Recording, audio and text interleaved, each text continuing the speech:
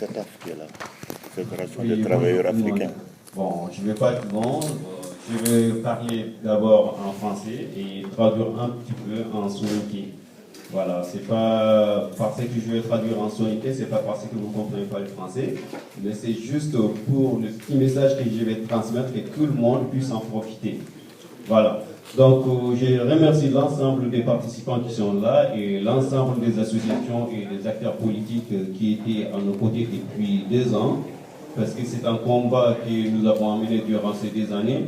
Ce n'est pas un combat inutile. Au moins aujourd'hui, on a eu gain de cause, parce que le combat qu'on avait entamé, c'était avec des objectifs bien précis. C'est pour notre Mauritanie, parce que la nationalité, ça ne se négocie pas. C'est pourquoi on a maintenu toutes ces actions durant des années. Aujourd'hui, on a franchi une étape, mais il reste encore beaucoup qu'on n'a pas encore acquis. Donc, on ne va pas se laisser faire. Parce que les Mauritaniens, comme mon collègue Thomas vient de dire, au départ, on se disait non, c'est pas possible, on ne va pas arriver. Mais on arrive avec la volonté, le courage.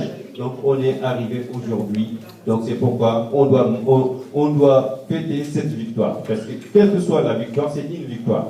Parce que, déjà, 400 personnes qui se sont dépourvues de leur travail, 250 personnes bloquées à cause de la carte de séjour, je pense que ça, c'est quelque chose qu'on ne doit pas minorer. Voilà. Donc, moi, je m'interviens en tant que syndicat. Aujourd'hui, moi, je suis syndicat, je suis militant de la CGT. Donc, ce problème a été parti jusqu'à la CGT internationale. Moi-même, j'ai eu le contact avec Francine Blanche. Donc, elle a pris contact avec la CGT de la Mauritanie pour dénoncer les pratiques que les Mauritaniens de la France et de l'étranger subissent pour ces recensements. Excusez-moi. Voilà. Donc, aujourd'hui, la carte de séjour, ça s'est passé. C'est une étape franchie. Donc, on doit en fêter. Mais il reste beaucoup de nos collègues qui ont la nationalité française, de toutes les nationalités. Donc ça, c'est un cas qu'on ne doit pas les laisser. Aussi, on doit faire un suivi pour que ce qui a été dit et ce qu'on va dire aujourd'hui ici en sortant, il faut qu'il y ait un suivi. On ne va pas parler, on ne va pas se rencontrer seulement pour se rencontrer et applaudir. Donc, il reste beaucoup de choses à faire et ça, on peut l'avoir qu'avec la main dans la main de tous ceux qui sont là. On est tous des Mauritaniens, que ce soit Peul, Soninké, Wolof, Anaratani, on est tous des Mauritaniens. Donc, il faut qu'on leur montre que notre nationalité, ça ne se négocie pas, ça ne se discute pas. Donc, on est Mauritanien, on ne va pas nous imposer une carte de séjour ou bien une pièce d'identité étrangère pour justifier notre nationalité. Ça, c'est quelque chose qu'on n'a jamais vu. Moi, j'ai eu la chance de rencontrer les gouverneurs quand je suis parti en vacances cette année, avec toute la délégation, les préfets étaient là, les gouverneurs, les médecins, tout le monde.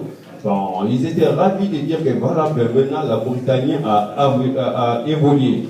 La Mauritanie, c'est comme les États-Unis, c'est comme la France. Parce que maintenant, les papiers, c'est que se disait avant que les papiers mauritaniens, c'est facile à l'avoir. Aujourd'hui, regardez le nombre des immigrés qui sont bloqués ici parce qu'ils ne peuvent pas partir tant qu'ils ne se sont pas recensés. Après, j'ai répondu, j'ai dit, mais monsieur le gouverneur, vous n'avez pas à se fier parce que les Mauritaniens qui sont bloqués à Nouakchott ou au Guilimara, ce n'est pas une raison de dire que voilà, parce que la Mauritanie a avancé. Au contraire, la Mauritanie a reculé parce que vous les avez bloqués ici à cause de quoi? C'est à cause de la carte de séjour. C'est une carte étrangère. Déjà, c'est l'autorité mauritanienne même qui met en doute la fiabilité de leur dossier, de leurs documents. Donc, moi, je vais être plus bref. Ce qui reste aujourd'hui à faire, c'est de se dire c'est quoi les tenants et les aboutissants de ce qu'on va faire dans les jours à venir. Parce que, comme Thomas vient de dire, il y a des gens qui ne se sont pas recensés en 98, mais ces gens-là, il faut qu'on trouve une solution. C'est quoi la solution?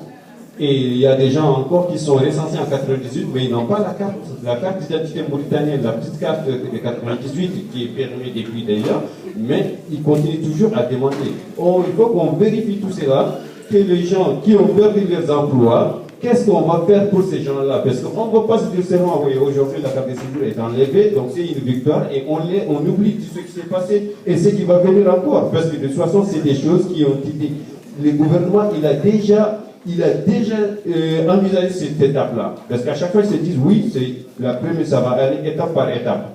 Voilà. Donc, il ne faut pas qu'on se laisse faire, on se dit au gouvernement, oui, ben, ça c'est la seconde étape. Non, ce n'est pas une seconde étape. Ça, c'est grâce à notre combat qu'ils ont enlevé cela. Si on n'était pas soudés, ils n'allaient pas enlever ça, allaient continuer. Donc, il ne faut pas que les gens qui sont ici aujourd'hui se disent, voilà, ben, maintenant la carte de séjour est retirée, on a gagné. Donc, on n'est pas gagnant parce qu'ils vont encore chercher comment stratégiser. Voilà.